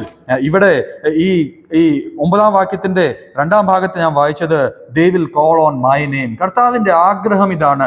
തന്റെ ശേഷിപ്പ്, ആ 3-ൽ 1, ഏറ്റവും ചെറിയ ജനം അവന്റെ നാമം വിളിച്ച് അപേക്ഷിക്കുകയും ഞാൻ അവർക്ക് ഉത്തരമരുളുകയും ചെയ്യും. അപ്പോൾ ദൈവം കേൾക്കും. ദൈവത്തിന്റെ നാമം വിളിച്ചപേക്ഷിക്കുന്ന ഈ 3-ൽ 1 ജനം, അപ്പോൾ ദൈവം കേൾക്കും. അവർ എൻ്റെ ജനമെന്ന് ഞാൻ പറയും. അവർ എൻ്റെ ജനമെന്ന് ഞാൻ പറയും. എന്തുകൊണ്ട് പറയാതിരിക്കും? ഇത്ര അക്ഷരികമായിട്ട് വ്യക്തമായിട്ട് അവരെ വീണ്ടെടുത്ത ഒരു ദൈവം ആ 2 അംശത്തെ കളഞ്ഞ് റിഫൈൻമെന്റ്, അവരെ പരിശോധന ചെയ്ത് അവരെ തീയിലൂടെ വിട്ട് ദൈവത്തിങ്കിലേക്ക് കൊണ്ടുവന്ന തൻ്റെ പുത്രനെ നൽകി അവരെ ആ രീതിയിൽ വിടുവിച്ച ഒരു ജനത്തെ ദൈവം പറയുന്നു, അവർ എന്നോട് വിളിച്ച് അപേക്ഷിക്കും, ഞാൻ അവരെ കേൾക്കും, ഉത്തരമരുളും. അവർ എൻ്റെ ജനമെന്ന് ഞാൻ പറയും. പിന്നെ ദൈവമാണ് പറയുന്നത് അവര് എൻ്റെ ജനം. ഇതിനു മുൻപ് പ്രവാചകന്മാർ പറഞ്ഞിരുന്നു, ഞങ്ങൾ ദൈവത്തിന്റെ ജനമാണ്, ഞാൻ ദൈവത്തിങ്കിൽ നിന്ന് സംസാരിക്കുന്നു. എന്നാൽ ഇവിടെ മനുഷ്യരല്ല പറയുന്നത്, ദൈവം സ്വയം പറയും, ഇവർ എൻ്റെ ജനം എന്ന് ദൈവം പറയും. യഹോവ എൻ്റെ ദൈവമെന്ന് അവരും പറയും. യഹോവ എൻ്റെ ദൈവമെന്ന് അവരും പറയും. ഞാൻ ഈ ഒരു വാക്ക് മാത്രം പറഞ്ഞ് അവസാനിപ്പിക്കുവാൻ ആഗ്രഹിക്കുന്നു. ഈ അവസാനം വായിച്ചത് ഞാൻ ഒന്നുകൂടെ വായിക്കാം. ഇംഗ്ലീഷിൽ നാം ഇങ്ങനെ വായിക്കുന്നു, ഐ വിൽ സേ, ദൈവം പറയുന്നു, I will say they are my people and they will say Lord is my God. ഇതാണ് ആത്യന്തികമായിട്ട് ലോക സ്ഥാപനത്തിന് മുൻപേ കർത്താവ് ആദാമിനെയും ഹവ്വയെയും ഉണ്ടാക്കിയപ്പോൾ അത് കഴിഞ്ഞിട്ടുള്ള എല്ലാ കാര്യപരിപാടികളും ഇസ്രായേൽ ജനത്തോടുള്ള ബന്ധത്തിൽ നാം ഭാവിയിൽ കാണാൻ പോകുന്ന എല്ലാ വിഷയങ്ങളും സ്വർഗത്തിലും കർത്താവിന് ഈ ഒരു ആഗ്രഹം മാത്രമേ ഉള്ളൂ. ഈ 2 കാര്യങ്ങൾ, ദേ ആർ മൈ പീപ്പിൾ. ആദ്യം പറയേണ്ടത് ആ ഓർഡർ ഒന്ന് ശ്രദ്ധിക്കുക. ആദ്യം അത് ദൈവം പറയണം, ദേ ആർ മൈ പീപ്പിൾ. രണ്ടാമത് they will say Lord is my God. രണ്ടാമത് അവർ പറയും എൻ്റെ ദൈവം, യഹോവ എൻ്റെ ദൈവം എന്ന് അവർ പറയും. ഈ കാലഘട്ടത്തിന്റെ പ്രശ്നം എന്ന് പറയുന്നത് ഈ ഓർഡറിൽ ഒരു വ്യത്യാസം വരുന്നു. നാം പറയുന്നത് നാം ദൈവത്തിന്റെ ജനം എന്ന് നാം സ്വയം പറയുന്നു. ദൈവം തിരിച്ച് അതിന് പറയുന്നും ഇല്ല, അല്ലെങ്കിൽ പറയുന്നുണ്ടോ എന്ന് നമ്മോട് തന്നെ നാം ചോദിക്കണം. ഇവിടെ പറയുന്നു യഹോവ ആദ്യം അരുളി ചെയ്യുന്നു, എന്ത് ചെയ്യുന്നു? ഇവര് എൻ്റെ ജനം. രണ്ടാമത് they will say ഈ യഹോവ ദൈവം എന്നുള്ളത്. ആ ഒരു ഓർഡർ വളരെ പ്രാധാന്യമുള്ള വിഷയമാണ്. കാരണം നമ്മെ ന്യായീകരിക്കുന്നത്, നമ്മെ നീതീകരിക്കുന്നത്, നമ്മെ രക്ഷയിലേക്ക് കൊണ്ടുപോകുന്നത്, ആ ക്രൂശിന്റെ അടുത്തേക്ക് കൊണ്ടുപോകുന്നത്, നമ്മുടെ തീയിലൂടെ നമ്മെ കടത്തിവിടുന്നത്, നാം ജയിച്ചോ ഇല്ലയോ എന്ന് നമ്മെ അറിയിക്കുന്നത് അതെല്ലാം ദൈവമാണ്. അതുകൊണ്ട് യഹോവയാണ് ആദ്യം അരുളി ചെയ്യേണ്ടത്. ദൈവമാണ് പറയുന്നത്, നീ എൻ്റെ ജനമാണോ അല്ലയോ, നീ എൻ്റെ പ്രവാചകനാണോ അല്ലയോ, നീ എന്നിൽ നിന്ന് വന്നവനാണോ അല്ലയോ. ആ രീതിയിലുള്ള അവകാശം ദൈവം ആദ്യം സ്ഥാപിക്കണം. അത് കഴിഞ്ഞ് they will say, ഈ അരുളപ്പാട് കേട്ട് കഴിഞ്ഞ്, ദൈവത്തിന്റെ സ്വരം കേട്ട് കഴിഞ്ഞാൽ മാത്രമേ ധൈര്യമായിട്ട് പറയുവാൻ സാധിക്കുകയുള്ളൂ, ഞങ്ങൾ നിന്റെ ജനം, ദൈവത്തിന്റെ ജനം. അതാണ് ഈ 13-ാം അധ്യായം അവസാനിക്കുന്നത്. അന്നാളിൽ ഈ കാര്യങ്ങളെല്ലാം സംഭവിക്കും. 7-ാം വാക്യത്തിൽ ആ മനുഷ്യൻ കാൽവരി ക്രൂശിൽ യാഗമായി തീർന്നത് സംഭവിച്ചു കഴിഞ്ഞു, പ്രവചനം നിവർത്തിച്ചു കഴിഞ്ഞു. എന്നാൽ അന്നാളിൽ ഇനിയും വരാനിരിക്കുന്ന ഭാവിയിൽ ഈ കാര്യങ്ങളെല്ലാം സംഭവിക്കും. കർത്താവ് തൻ്റെ ജനത്തെ വിളിക്കും. God will call his people. God will call his people. ദൈവം തൻ്റെ ജനത്തെ വിളിക്കും. നമ്മൾ ദൈവത്തെ വിളിച്ച് നമുക്ക് എങ്ങും പോകുവാൻ സാധ്യമല്ല. ദൈവം ആദ്യം വിളിക്കും, നാം ആ വിളി കേൾക്കണം. കാഹളനാദം അവർ മുഴങ്ങുമ്പോഴും കർത്താവാണ് മുഴക്കുന്നത്. അത് നാം കേൾക്കുമ്പോഴാണ് ദൈവസന്നിധിയിൽ എത്തുന്നത്. ആ രീതിയിലുള്ള ഒരു ബോധ്യത്തോടെ ദൈവത്തിന് ആ ഒരു ആദ്യത്തെ വിളി കേട്ട് അതിലേക്ക് നാം തീയിലൂടെ കടന്നുപോയി വിജയകരമായിട്ട് മുന്നേറുവാൻ കർത്താവ് നമ്മെക്കുറിച്ച് ആഗ്രഹിക്കുന്നു. വിഗ്രഹങ്ങളെല്ലാം വെടിഞ്ഞ്, തെറ്റായ ആത്മാക്കളെ എല്ലാം വെടിഞ്ഞ് ദൈവത്തിങ്കൽ നിന്ന് ആണോ എന്ന് ഉറപ്പുണ്ടെങ്കിൽ മാത്രം ജനങ്ങളോട് ആ രീതിയിൽ സംസാരിച്ച് വളരെ ധൈര്യത്തോടെ, വളരെ ഭയത്തോടെ ദൈവസന്നിധിയിൽ നിൽക്കുവാൻ കർത്താവിന്റെ ആഹ്വാനമാണ്. വിഗ്രഹങ്ങളെല്ലാം ഇല്ലാതാക്കും, മലിനാത്മാക്കളെല്ലാം ഇല്ലാതാക്കും, കള്ള പ്രവാചകന്മാരെ, കള്ള ദൈവജനങ്ങളെല്ലാം ഇല്ലാതാക്കും. അവരുടെ അങ്കികൾ എത്ര ശുഭമാണെങ്കിലും, എത്ര പ്രത്യേകതരമാണെങ്കിലും, അവരുടെ വസ്ത്രധാരണയോ അവരുടെ പുറമേയുള്ള പെരുമാറ്റമോ എത്ര നല്ലതാണെങ്കിലും ദൈവം അതെല്ലാം ശോധന ചെയ്യുമ്പോൾ എല്ലാം വെളിപ്പെട്ട് നഗ്നമായിട്ട് ദൈവസന്നിധിയിലായിരിക്കും. അവരുടെ അന്ത്യം അവർ തന്നെ പറയും, ഞാൻ പ്രവാചകൻ അല്ല, ഞാൻ ആരുമല്ല എന്ന് അവൻ തന്നെ പറയും. തൻ്റെ ഒറിജിനൽ അവസ്ഥ പറയും. ദൈവം അതെല്ലാം വെളിപ്പെടുത്തും. എന്നാൽ തൻ്റെ പുത്രനിലൂടെ ഒരു പരിഹാരമുണ്ട്, പുത്രനിലൂടെ ഒരു വഴിയുണ്ട്. അതെല്ലാം നാം മനസ്സിലാക്കിയ വഴിയാണ്. 8ഉം 9ഉം വാക്യങ്ങളിലേക്ക് നാം കടന്നു വന്നപ്പോൾ കർത്താവിൻ്റെ ആത്യന്തികമായിട്ടുള്ള final conclusive summarised will is this. കർത്താവ് ആഗ്രഹിക്കുന്ന ഒരേ ഒരു ആഗ്രഹം ഇതാണ്, ഞാൻ എൻ്റെ ജനമായിട്ട് വിളിക്കുവാൻ പറ്റണം ഈ ഇസ്രായേൽ ജനത്തെ, ഈ യഹൂദ ജനത്തെ. അങ്ങനെ 1,44,000 മൂന്നിൽ ഒരു അംശത്തെ കർത്താവ് തിരഞ്ഞെടുക്കുന്നു എന്നാണ് നാം വെളിപ്പാട് പുസ്തകത്തിൽ വായിക്കുന്നത്.